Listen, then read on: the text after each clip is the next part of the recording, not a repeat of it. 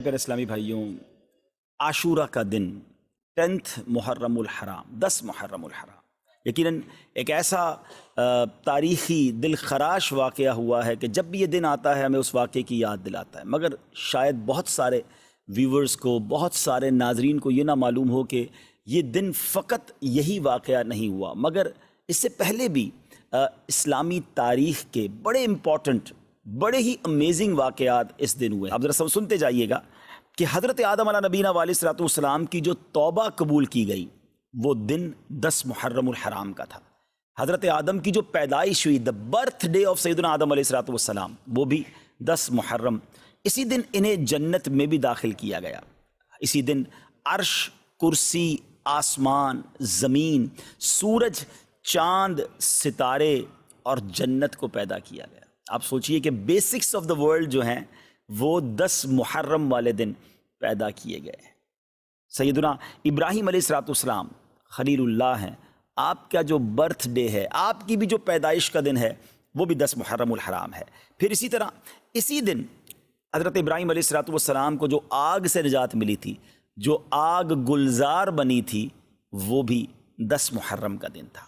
यही वो दिन था जब हज़रत मूसा अला नबीना अलैहिस्सलाम और आपकी उम्मत को नजात मिली और फ़िरऔन अपनी कौम समेत गर्क हुआ।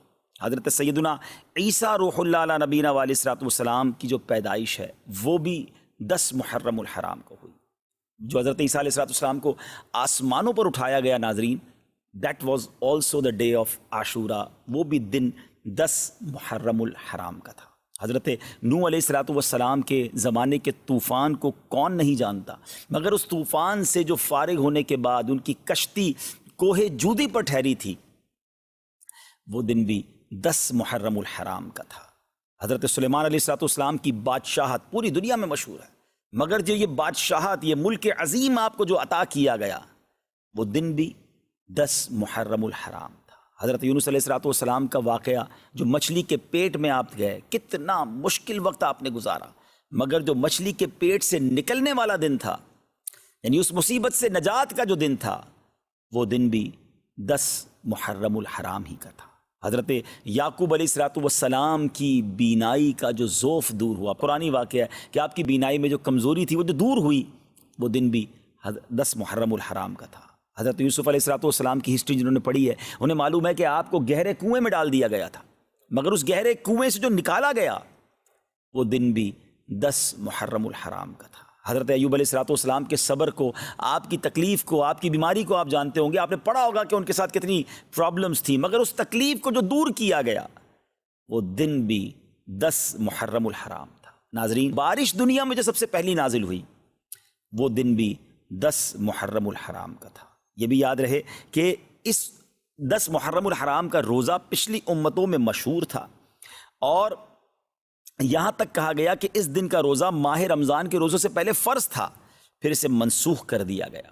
ये तकरीबन मैंने आपको 24 वाक़यात, इंसिडेंट और इवेंट्स बताए जो इस दिन हुए, और 25वां फिर वो वाक़या इमाम आली मकाम, इमाम अर्श मकाम, इमाम तिश्ना का, इमाम हुसैन रज़ी अल्लाह तआला अन्हु और आपके रुफ़क़ा को भूखा प्यासा रखकर करबला के मैदान में जो शहीद किया गया, वो दिन भी 10 मुहर्रमुल हराम का था। तो इसका मतलब ये हुआ कि अब इस्लामी तारीख़ का तारीख़ी तरीन दिन है, हिस्टोरिकल दिन है, और इस दिन बहुत बड़े बड़े इस्लामी वाक़यात हुए। अगर किसी का जहन हो तो वो सोचे कि इस दिन मैं अल्लाह की रहमत को किस कदर पुकार सकता हूँ, किस कदर इबादत कर सकता हूँ। जो रब हज़रत यूसुफ़ को गहरे कुएँ से निकाल सकता है, जो हज़रत यूनुस को मछली के पेट से निकाल सकता है, जो हज़रत अय्यूब की बीमारी को दूर कर सकता है, जो हज़रत मूसा के लिए आशूरा के दिन फ़िरौन से नजात के लिए दरियाए नील में रास्ते निकाल सकता है, वो रब करीम मेरी मुश्किलों को भी दूर फरमा सकता है, वो रब करीम मेरे लिए भी रहमत के दरवाज़े खोल सकता है। तो ये दिन हमने इबादत में, रब को पुकारने में, उसकी बारगाह में इल्तिजा करने में गुजारना है,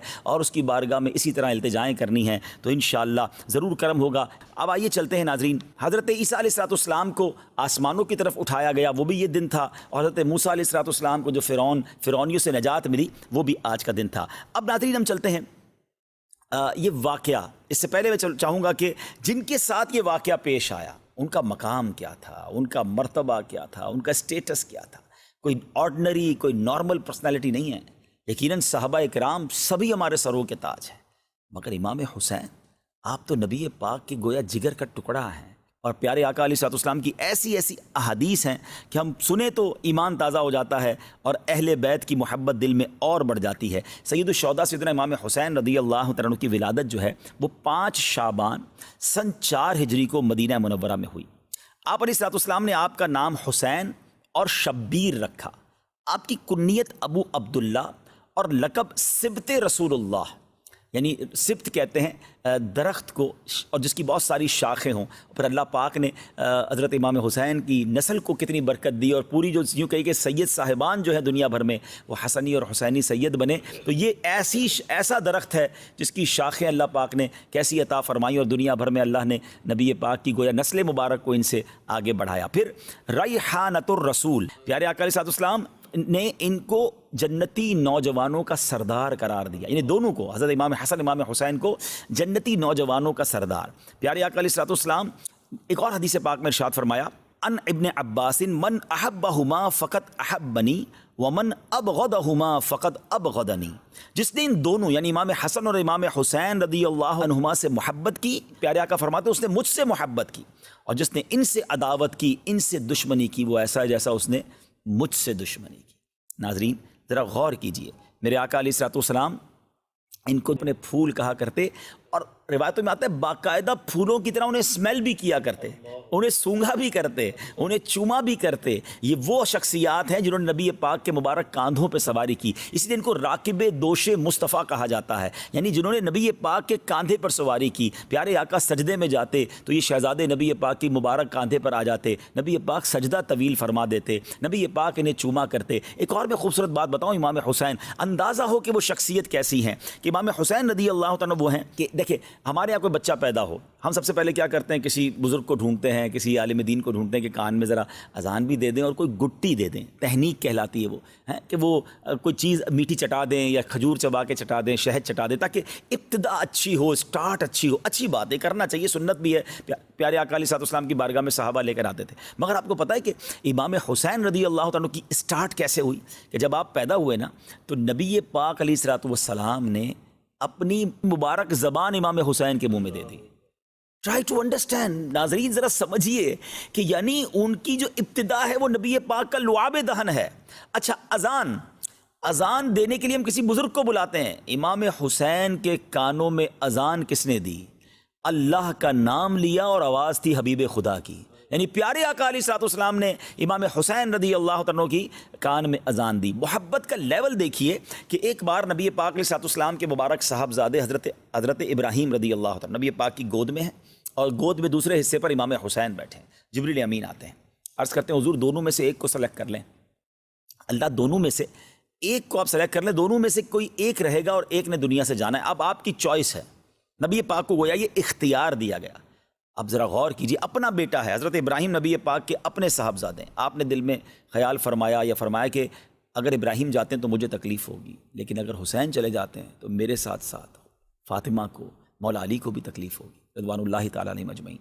نبی پاک نے امام حسین کو گویا سلیکٹ کیا۔ کچھ دنوں کے بعد حضرت ابراہیم جو نبی پاک کے اپنے صاحبزادے ہیں رضی اللہ تعالیٰ عنہ، ان کا وصال ہو گیا، اور پیارے آقا علیہ السلام امام حسین کو دیکھ کر کہا کرتے تھے یہ میرا وہ بیٹا ہے کہ جس کے لیے میں نے اپنا بیٹا قربان کیا ہے۔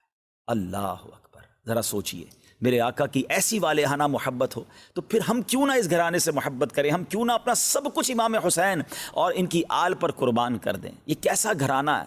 اعلیٰ حضرت امام اہل سنت سے پوچھئے نا، آپ کہتے ہیں کیا بات رضا اس چمنستان کرم کی، فرماتے ہیں ایسا کرم کا چمنستان ہے، ایسا کرم کا باغ ہے، کیا بات رضا اس چمنستان کرم کی، زہرا ہے کلی جس میں حسین اور حسن پسند۔ کیا بات رضا اس چمنستان کرم کی، کیا بات رضا اس چمنستان کرم کی، کیا بات رضا اس چمنستان کرم کی، سہرا ہے کلی جس میں حسین اور حسن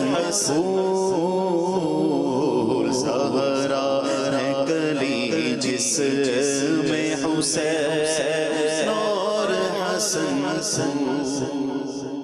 اب امید ہے کہ سچی بات تو یہ ہے کہ پھر بھی ہماری اوقات بھی نہیں ہے.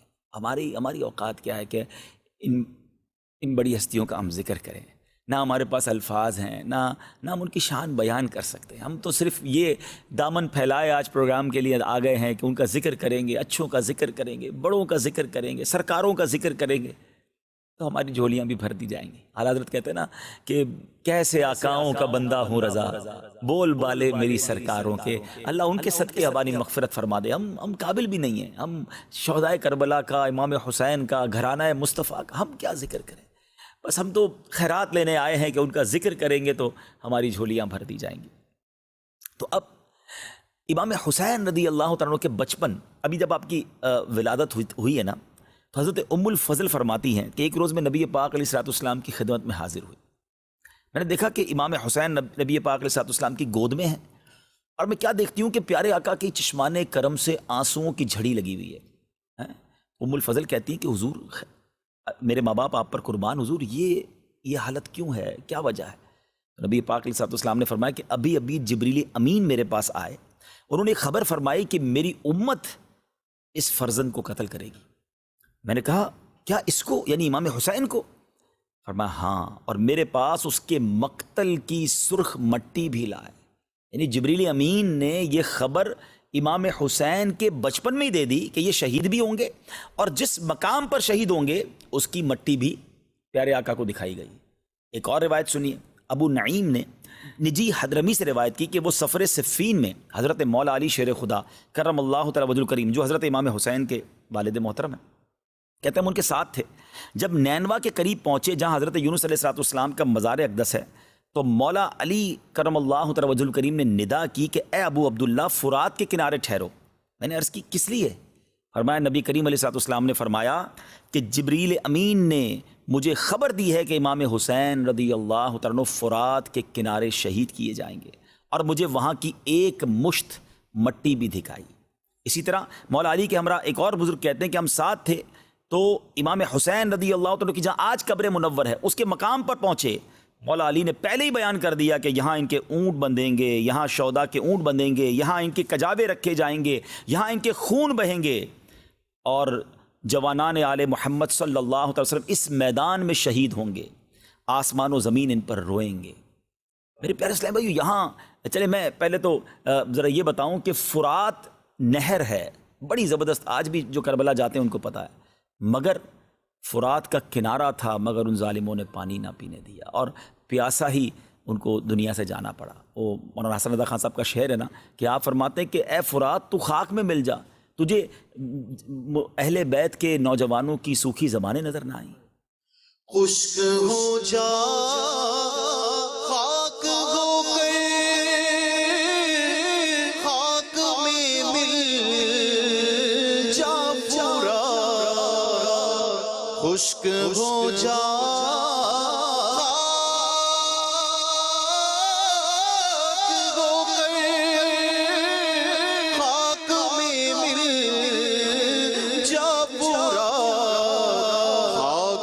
تجھ پر دیکھ تو سوکھی زبانیں اہل بیت، خاک تجھ پر